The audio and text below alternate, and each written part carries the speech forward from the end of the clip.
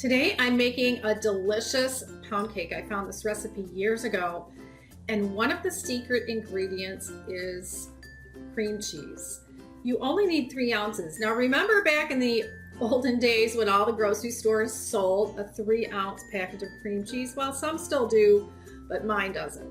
So I had to buy an 8-ounce package, and it needs to sit out and soften before you make this. So you can slice off 3 ounces, 3/8 of it, and put it in a bowl, cover it if you want, and let it sit there to soften while ahead of time. And the ingredients are simple. It is so good, and it comes out of the oven, and I'm always so tempted to cut a slice off while it's hot. It just needs to cool down. So let's get started. I'll show you how to make this really easy, delicious pound cake.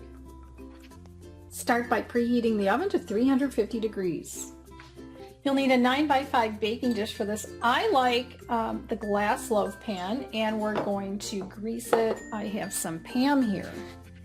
Here's a trick for spraying something like this. Open up the dishwasher door so you don't get anything all over the place. And then any oil, if you're going to use a spray, instead of getting on your kitchen counter, it will get on the door of the dishwasher.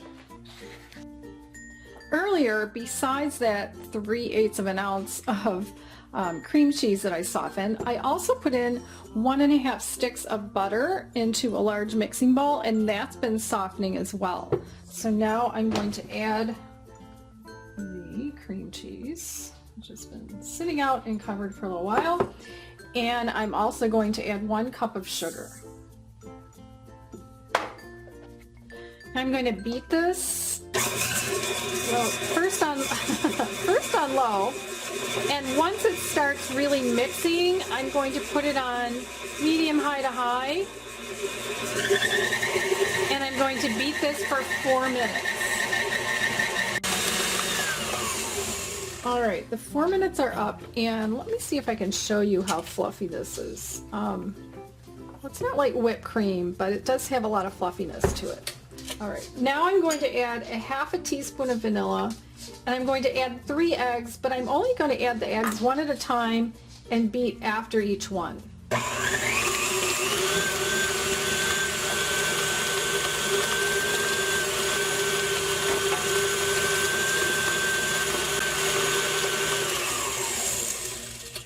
Now I'm going to add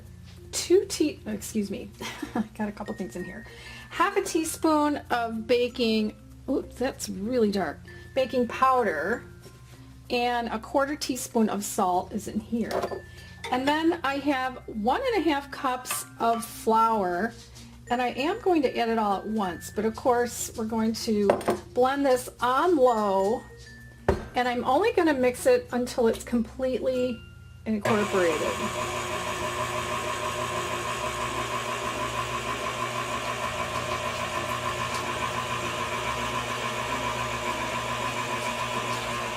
And sometimes I like to, since I'm just going to be doing a small amount, I like to put my arm in front of the camera and just scrape down the sides to make sure I get all of that flour incorporated.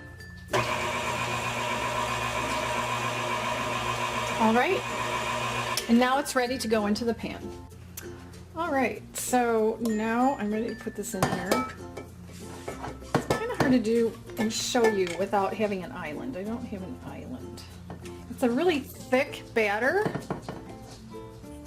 It doesn't really pour, so I'm using a large spatula type spoon to scoop it out. So I think I'll speed this up.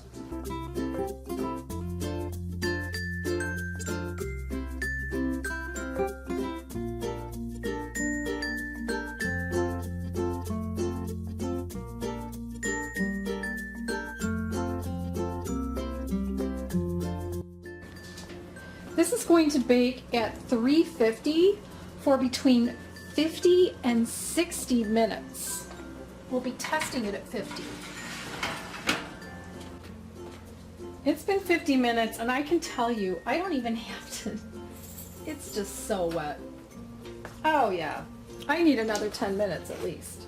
It's been 60 minutes, so let's give it the toothpick test again. I hope it's coming out with a crumb, but I don't know.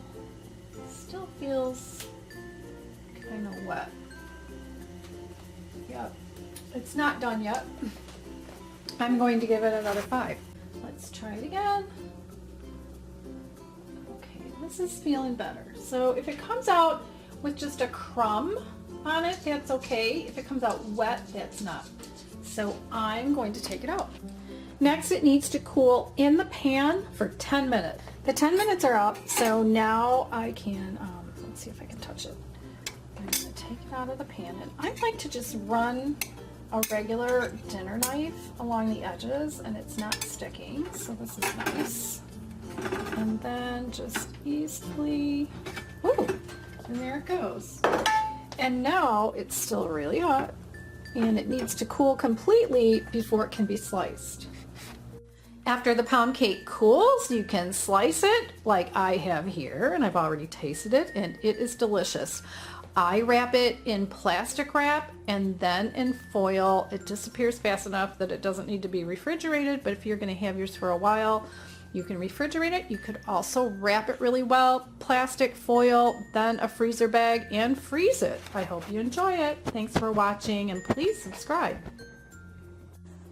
I'm making banana bread today. This should be delicious and moist, and let's get started. To start off, preheat your oven to 325 degrees and double